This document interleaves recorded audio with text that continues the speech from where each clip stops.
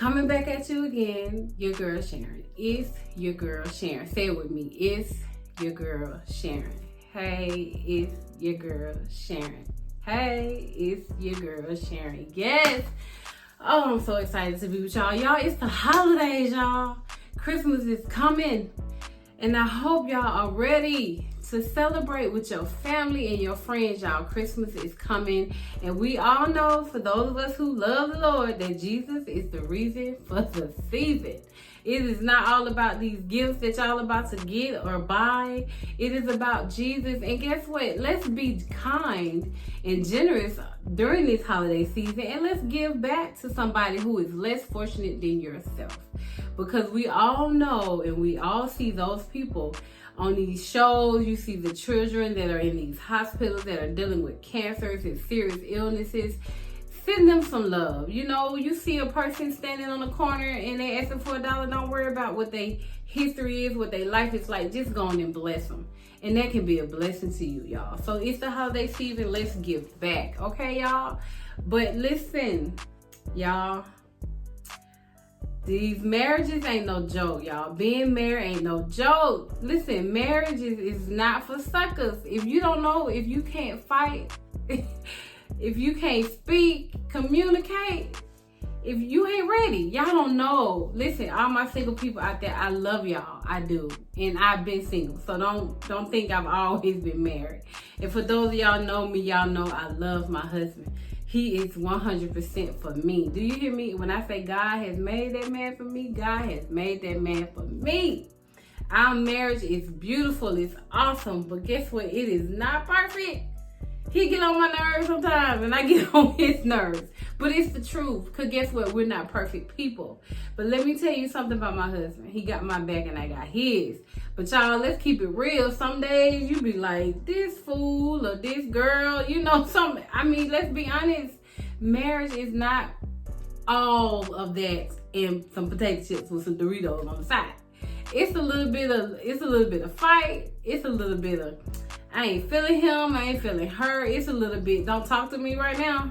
Don't do it. You know, it's a little bit, ooh, if I just, you know, it's all of that. But that's what marriage is, y'all. And for my single people, listen, I know the wedding day is beautiful, honey. She got on that pretty dress, the long white gown, and he got on that nice looking tux, looking all scrumptious. And you got some beautiful bridesmaids and some cute little flower girls and your little ring bearer. The wedding is beautiful. But baby, the marriage don't start till you take that dress off and y'all begin to live together. That's when it starts. After y'all don't sign that paper, honey, and put them marriage licenses on that wall, it gets real. Trust me, marriages get real. And if you ain't tough enough, you might not make it.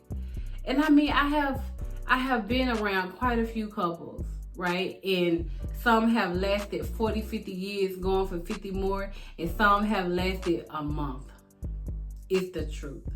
Because you don't know what you're getting into. And you really got to realize that this person that you say you love or this person that you're going to marry, you got to begin to see their flaws that you may have not saw when y'all was dating, you know. Because when you're first, you know, I think when you first dating that first year, it's kind of cute. You know, y'all going out to dinner and to the movies, you know, and then y'all hook up and y'all like kiss each other, put a little tongue in there, you know, he rubbing on you, you rubbing on him. It's just good. But it don't stay there. It ain't like that every day. It stays. So let me say that. It continues. You know, if you really love this person, they really love you, those moments will continue to happen in your marriage. And you got to do all you can to keep that happening. You can't just expect it to happen. We both, me and my husband, we both have to sit out and be spontaneous. We have to do things to keep the fire burning, right? I have to continue to make myself look as sexy and as desirable as he want me to do. And he has to do the same thing, you know. Now, there's going to be some nights I'm going to come to bed with that regular t-shirt on and that bunny. But, you know, I ain't feeling all sexy tonight, you know, and he might give me the sideways, but guess what? It's some nights he might come with some regular drawers on and a regular t-shirt, and I'll be looking at him like, really? You know, but that's marriage, y'all. The good with the bad, whatever it is. But the good, if you're true about it, the good will outweigh the bad. So I say all this to say this, that marriage is, it can be easy, but you have to fight for the marriage. You have to fight for your love. You have to fight for your partner. You have to fight for your spouse if that's what you want. And the person that you're in the relationship or in the marriage has to do the same thing. Y'all gotta do it together. And guess what? It may come a point in time where y'all might need some counseling, or y'all might need to sit down with a licensed professional and talk about y'all marriage and say, hey, he's not hearing or understanding what I'm saying, and maybe this licensed counselor can help him or help her understand what they're going through or what they're trying to say. It's a lot, finances in the marriage. OMG. That is like the top thing, y'all. Finances. Because guess what? I don't want him to know how much money I make. She don't need to know how much money I make. Okay, I get it.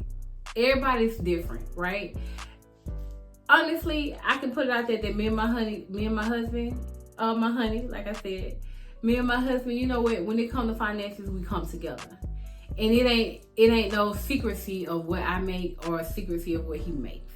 And we come together when it comes to the bills, when it comes to traveling, when it comes to entertainment, when it comes to our son, whatever it is, tithing in our church, we come together because guess what?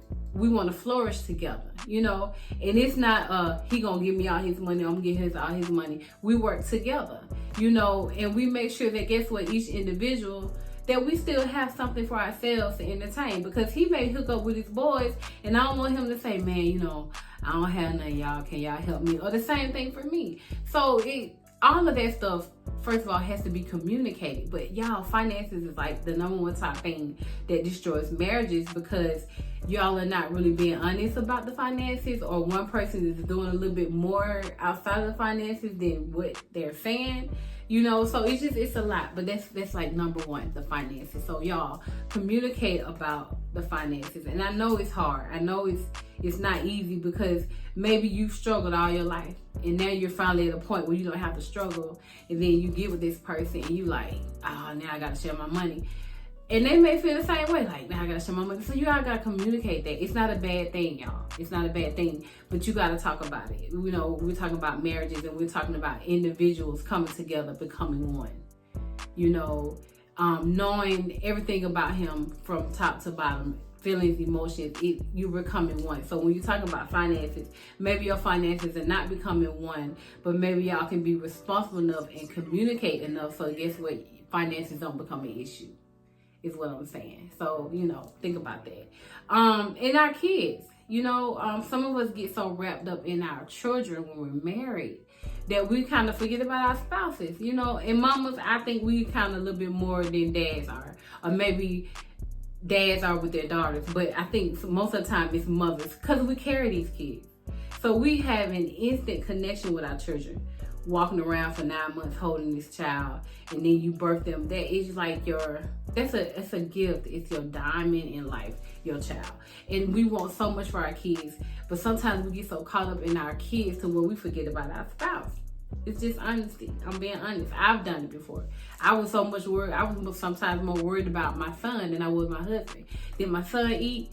I should have been saying, did either my son or my husband eat? You know what I'm saying? So sometimes we as wives, we get so caught up in our children as mothers that we forget our spouses. And fathers, you may do the same too, especially fathers and their daughters. Can't nothing go wrong with his baby. That's his baby girl. That's how, most guys are with their daughters.